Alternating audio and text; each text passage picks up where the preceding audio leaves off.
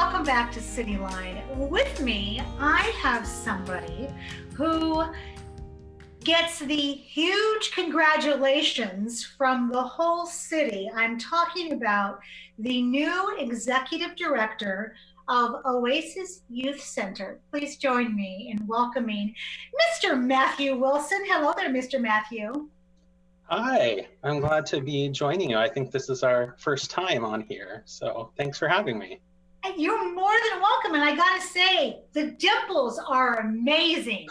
This is cool. I couldn't see the dimples on Facebook when you and I were like texting each other. Yeah.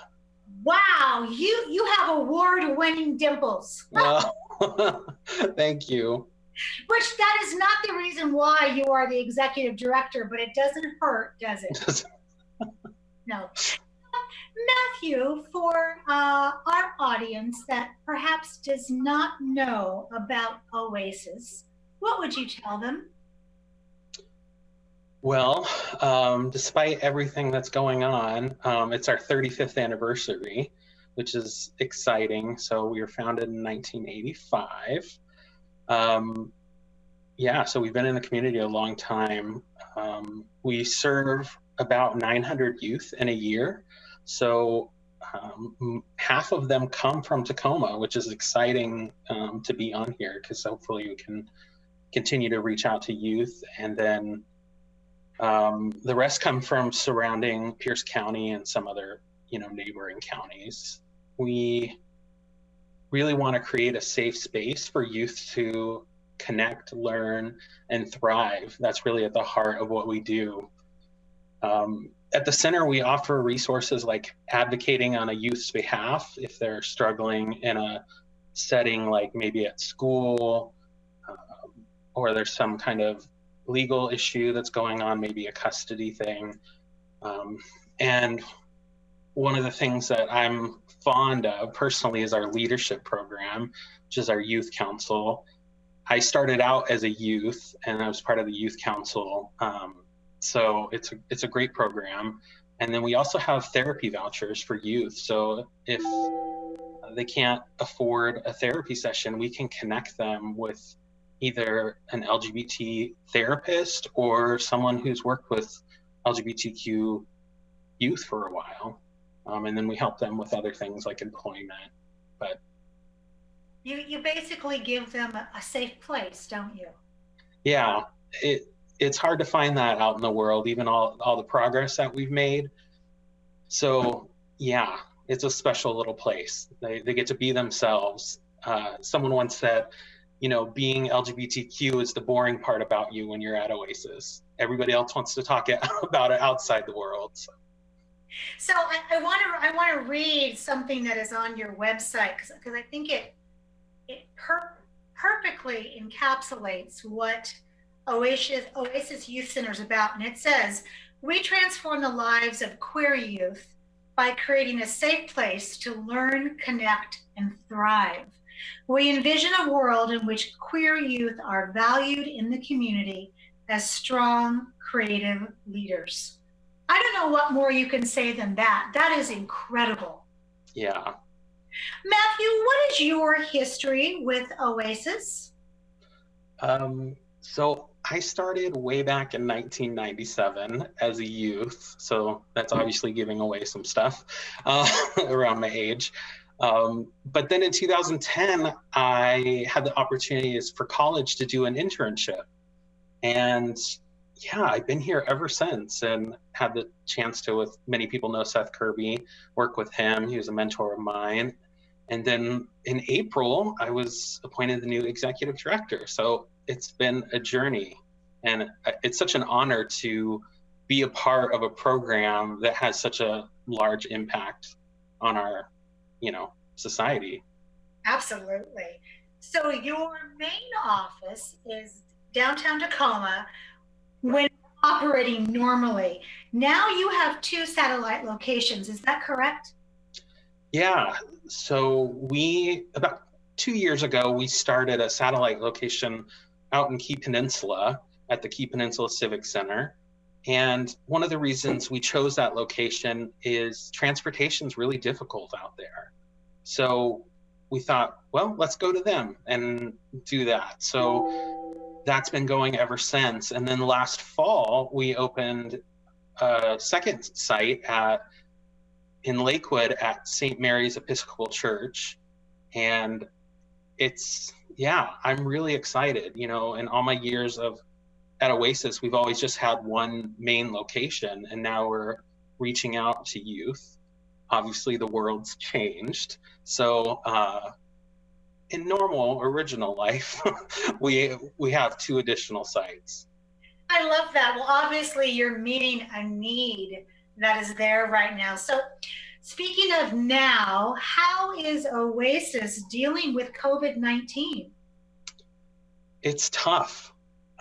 We have had to close all of our in-person drop-in hours. We started in March, and that's just going in line with Inslee's stay at home, stay healthy.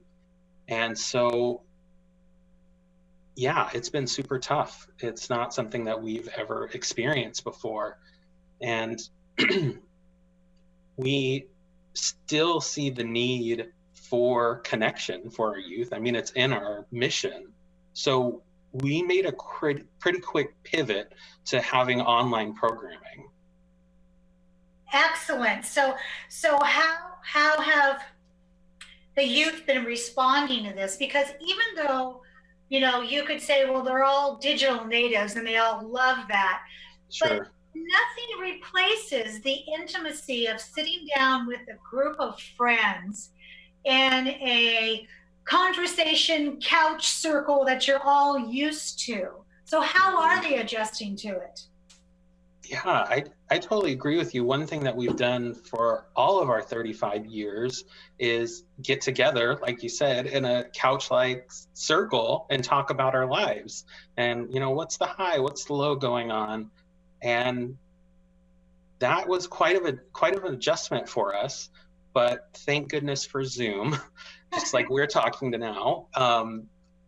We are still offering a lot of our programs, and including the check-in. And we've had still pretty good turnout. I think we had about 19 or 20 youth one night, which is really demonstrating that there's still the need to connect. We've been getting more calls on our 24-hour emergency line. I think things are tough with employment. You're at home with everyone that you normally get space with, and that's hard. But we've noticed a spike in people reporting anxiety and depression because of that human contact that you're talking about. Absolutely. I mean, just because you are staying home and staying healthy does not mean that the people you're staying with, you want to be with 24/7 times 8 weeks. That's right. That is true. So I want to switch for a bit here because it was in the paper last week, all over Facebook, all over Instagram, that one of your fundraisers, which is part of the Tacoma Pride Festival, we found out the Tacoma Pride Festival, for obvious reasons and sadly, has been canceled. So how is that going to affect Oasis's ability to raise funds? So, we have one large fundraiser a year, and so this is going to put a strain on us because it happens the Saturday after Pride. And so we're going to make an appeal to people to connect with us through a virtual fundraiser. We're still going to try to make it fun. We are a youth center after all, so we'll have youth there and, still have a good time. The thing I think would be great is if folks are in a place where they can contribute now, it would be helpful to us because we don't think we're going to get the same level of giving that we've had because we're not going to have an in-person event. And, all of the other large events like the Pride Festival have been canceled. And so if folks are in a situation where they can give, we welcome it at oasisucenter.org.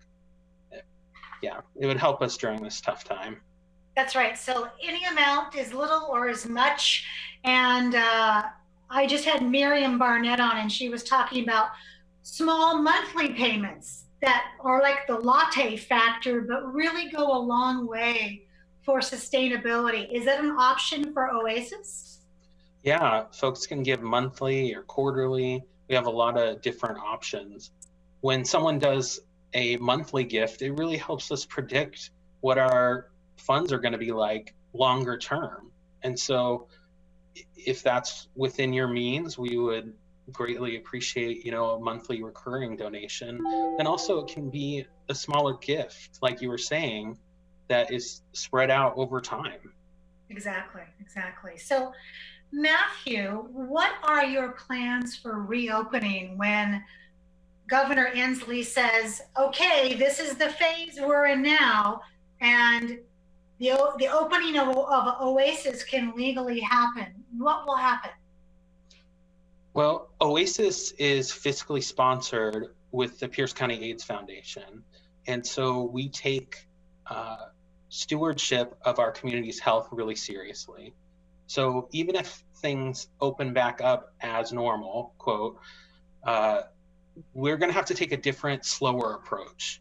So we're going to see how the infection rates are going. We're going to implement new procedures where folks are going to have to wear a face mask when they're in there. And we'll play it by ears. Like, are we going to limit the number of people that come in? Probably. And we'll definitely be increasing our cleaning procedures so that, a place like a youth center has a lot of people coming in and out. So it's going to need to be clean. So right now it's looking like July is when we are going to start operating. That sounds pretty right to me. Although we all know this virus has its own time schedule. So right. But yeah, I was just thinking about all of the youth in there and the amount of disinfecting and masks and gloves. And I'm a big hugger, and so the hardest thing for me has been not to hug people that I have seen 6 feet away, like my daughter yesterday. It just kills me not to hug her. And every time I am at PCAF with Eric, I always hug Eric, so I'm going to have to really restrain myself. How are you keeping supporters up to date right now, Matthew, with things that you need or late breaking news? One of the ways that we're sending out communication is through our newsletter. Again, our website, oasisucenter.org, will have a place for you to sign up for our newsletter, and we'll be keeping you up to date as things develop. It's also the way we send out stuff to our youth about exciting programming that's coming on. We are on every major social media platform, so I highly recommend you follow us. We're on Facebook, Instagram, Snapchat, TikTok. So definitely follow us. That's where we put a lot of information. I would expect nothing less from a youth-oriented with all of those digital natives running around, before we can even think about it, they've already built a web page. Yeah, absolutely. For sure.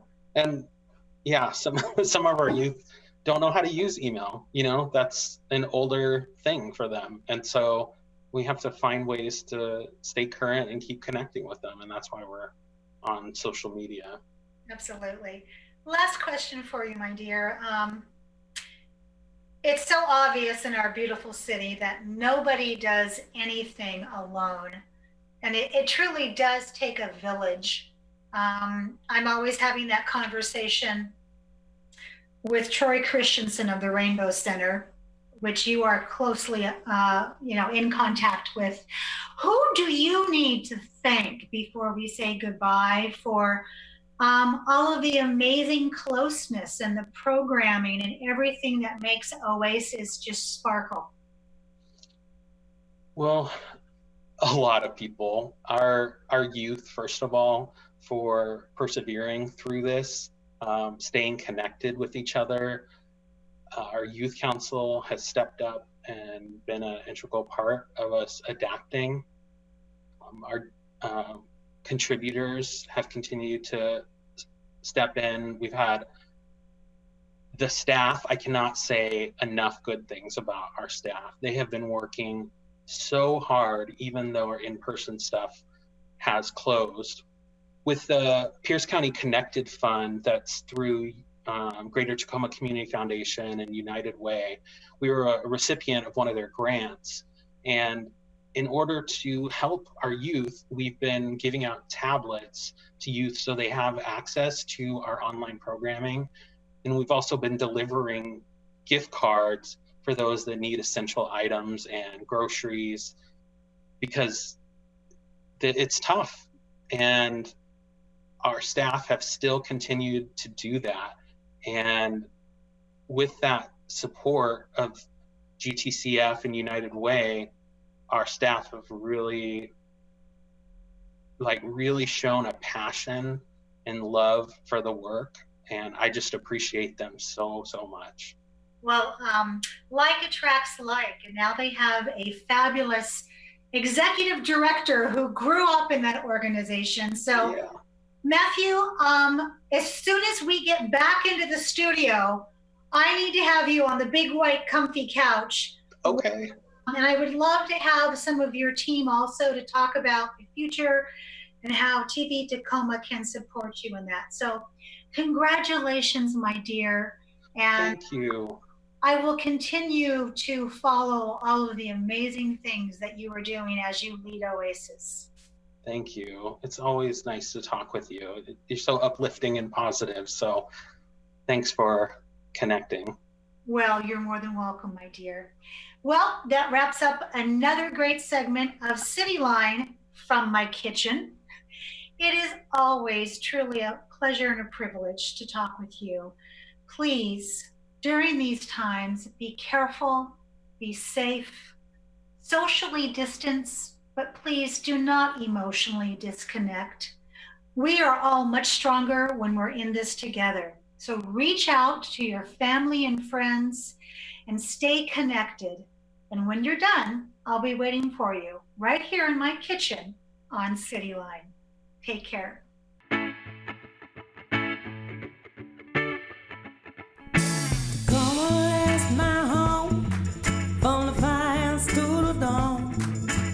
Tacoma, that's my home, yeah, Tacoma, that's my home.